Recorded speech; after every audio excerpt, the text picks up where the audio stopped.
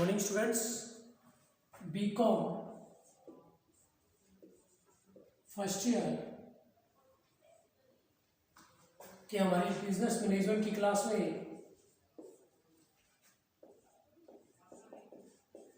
आज हम बात करेंगे। हमारा एक्ट चल रहा था इंफॉर्मेशन टेक्नोलॉजी आईटी एक्ट 2000 और आज उसमें हम बात करेंगे सूचना प्रौद्योगिकी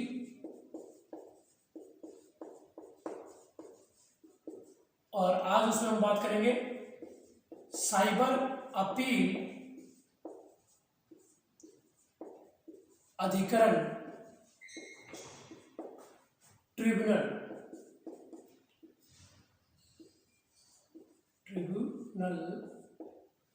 ये इसके प्रावधान है धारा 48 से 64 तक। ठीक है, साइबर अपील अधिकरण ट्रिब्यूनल। तो इसका पहला पॉइंट आता है इसका स्थापना किसकी, साइबर अपील अधिकरण की स्थापना किसके द्वारा की जाएगी। इसकी स्थापना केंद्रीय सरकार द्वारा, केंद्रीय सरकार द्वारा इसकी स्थापना की जाएगी। इसकी धारा है 48। उसके बाद साइबर अपील अधिकरण का गठन ये किसके द्वारा किया जाएगा, ये भी केंद्रीय सरकार द्वारा किया जाएगा और इसमें एक अध्यक्ष और बाकी सदस्य कितने होंगे, जो केंद्रीय सरकार तय करेगी, जितने उचित समझे किसके साथ मिलकर, अध्यक्ष के साथ मिलकर तय करेगी और उतने इसके सदस्य होंगे। उसके बाद नियुक्ति के लिए योग्यताएं, नियुक्ति के लिए योग्यताएं धारा 50 से संबंधित है ये। तो इसमें नियुक्ति के लिए जो योग्यताएं होंगी वो क्या होंगी, जो अध्यक्ष होगा वो कौन होगा, उच्च न्यायालय का न्यायाधीश, और जो मेंबर होंगे, सदस्य होंगे, वो होंगे जैसे कोई दूरसंचार विभाग में हो, ठीक है, कोई प्रबंधक हो, कोई उपभोक्ता मामलों से संबंधित व्यक्ति हो जिसका उसे उपभोक्ता मामलों का ज्ञान हो, वो व्यक्ति इसके सदस्य के लिए नियुक्त किए जाएंगे। उसके बाद पद अवधि तथा सेवा की शर्तें, पद अवधि तथा सेवा की शर्तें क्या होगी, ये धारा 51 से संबंधित होगा। पद अवधि कितनी होगी, 5 वर्ष की,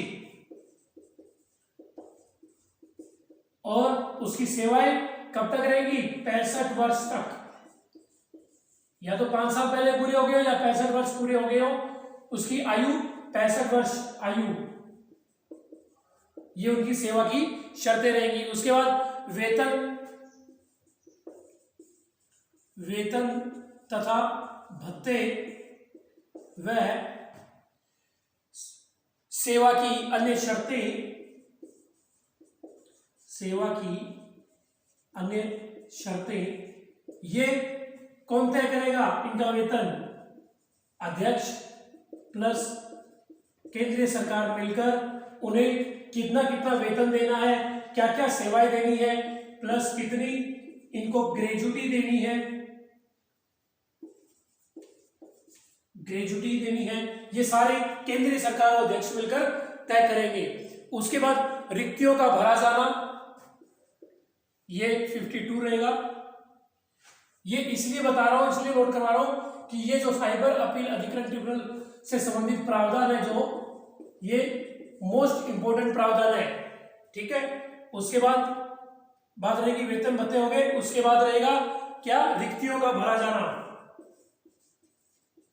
रिक्तियों का भरा जाना मतलब कोई व्यक्ति अगर अनुपस्थित रहता है, ठीक है, लगातार 3 मीटिंग में नहीं आ पाता, ठीक है, या लगातार 15 दिन से वो अनुपस्थित रह रहा है या 3 मीटिंग में नहीं आ रहा, तो उस व्यक्ति की का पद त्याग करके उसकी जगह अन्य व्यक्ति को लगाया जाएगा और उसको भरने की जिम्मेदारी किसकी रहेगी? अध्यक्ष की रहेगी, ठीक है, रिक्तियों का भरा जाना अनुपस्थित रहने पर। उसके बाद पद त्याग या पद से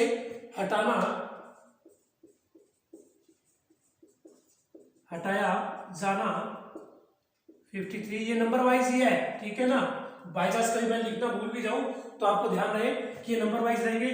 पद त्याग या पद से हटाया जाना, कोई व्यक्ति स्वेच्छा से अगर अपने पद को त्यागना चाहता है या किसी कारणवश किसी व्यक्ति को पद से हटाया जाता है कारणवश, कारण तो क्या होंगे? अगर वो किसी प्रकार का दुर्व्यवहार करता है, ठीक है ना, किसी प्रकार का वो दुर्व्यवहार करता है तो उसे क्या कर दिया जाएगा? दुर्व्यवहार करता है तो उसे हटा दिया जाएगा, ठीक है। या आप ये भी कह सकते हैं किसी प्रकार के साथ किसी के साथ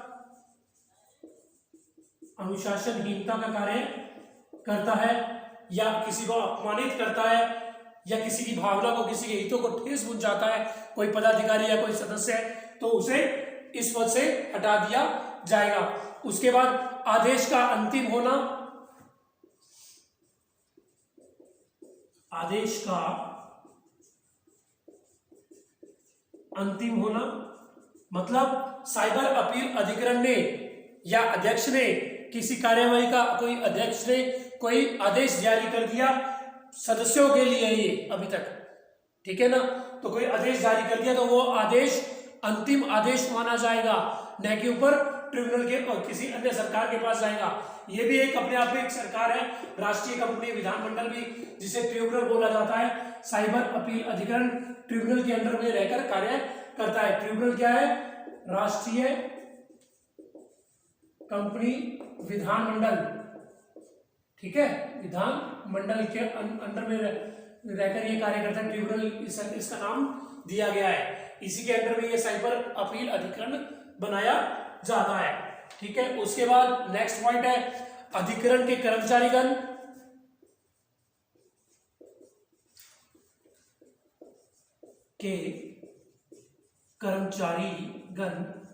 जितने उचित समझे अध्यक्ष, ठीक है ना, कोई ये तो देखो अध्यक्ष और वो होंगे, मेंबर होंगे, इसके अलावा जो चतुर्थ श्रेणी के या पियोन किसी प्रकार की कोई आवश्यकता है उन्हें, तो जितने उचित समझे अध्यक्ष उतनों की नियुक्ति कर सकता है।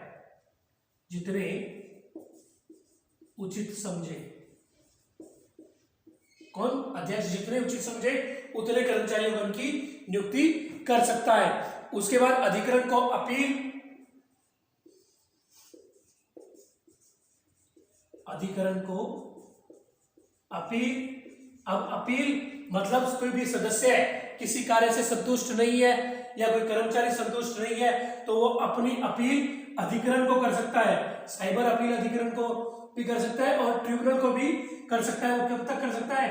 45 दिन के भीतर, ठीक है, अपनी अपील कर सकता है।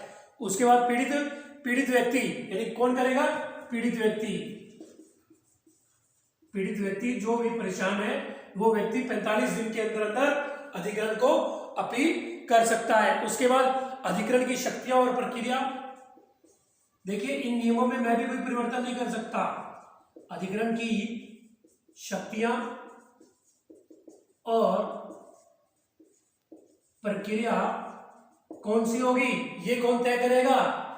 केंद्रीय सरकार तय करेगी और उसके क्या क्या अधिकार है, ठीक है ना, वो सब केंद्रीय सरकार के ऊपर डिपेंड करता है। उसके बाद प्रतिनिधित्व का अधिकार, ये इनके पास रहेगा, वो क्या कर सकते हैं? प्रतिनिधित्व कर सकते हैं, किसी भी क्षेत्र में जाकर प्रतिनिधित्व का अधिकार इनके पास सुरक्षित रहता है। उसके बाद परिसीमा, लिमिटेशन जिसे हम बोलते हैं परिसीमा, जो परिसीमा अधिनियम है, परिसीमा अधिनियम 1963 के जो प्रावधान है वो सारे प्रावधान किस पर, साइबर अपील अधिकरण पर लागू रहते हैं। उसके बाद सिविल न्यायालय की अधिकारिकता का न होना, नेक्स्ट है सिविल न्यायालय की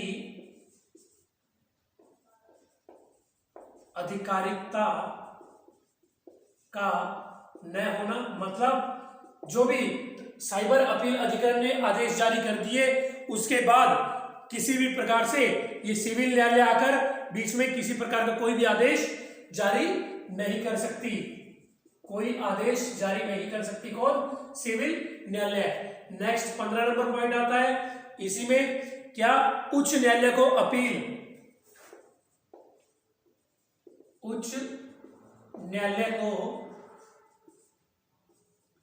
अपील ये कौन जारी कर सकता है, राष्ट्रीय साइबर अपील अधिकरण ने अगर कोई आदेश जारी कर दिए, ठीक है, और अगर आप उस आदेश से संतुष्ट नहीं है तो आप उच्च न्यायालय को अपील कर सकते हैं आदेश की तिथि से 60 दिन के भीतर, ठीक है, 60 दिन के भीतर। उसके बाद अपराधों का शमन, अपराधों का शमन मतलब अगर नियमों का उल्लंघन की कोई व्यक्ति करता है, ठीक है, किसका, नियमों का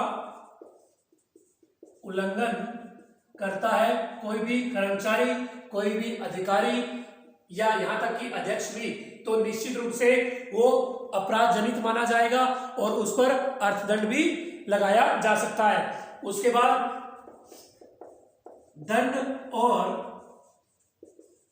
क्षतिपूर्ति की वसूली विद इन 30 दिन के भीतर जिस भी व्यक्ति पर दंड लगाया गया है या अगर किसी को क्षतिपूर्ति करने के आदेश दिए गए हैं वो 30 दिन के भीतर वसूल कर लिए जाएंगे।